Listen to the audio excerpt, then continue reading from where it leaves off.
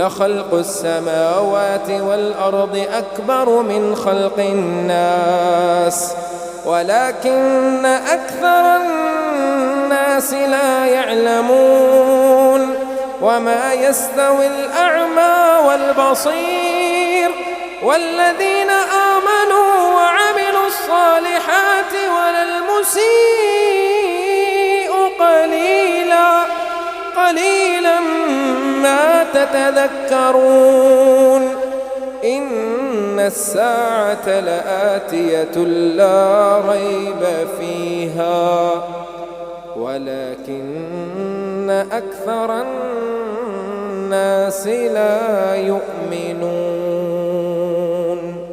وقال ربكم ادعوني أستجب لكم إن الذين يستكبرون عن عبادتي سيدخلون جهنم داخرين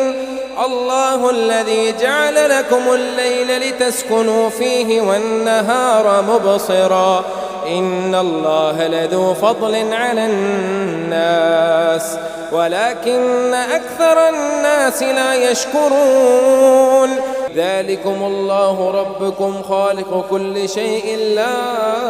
إله إلا هو خالق كل شيء لا إله إلا هو فأنى تؤفكون كذلك يؤفك الذين كانوا بآيات الله يجحدون الله الذي جعل لكم الأرض قرارا والسماء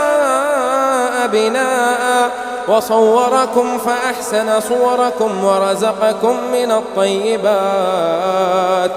ذلكم الله ربكم فتبارك الله رب العالمين.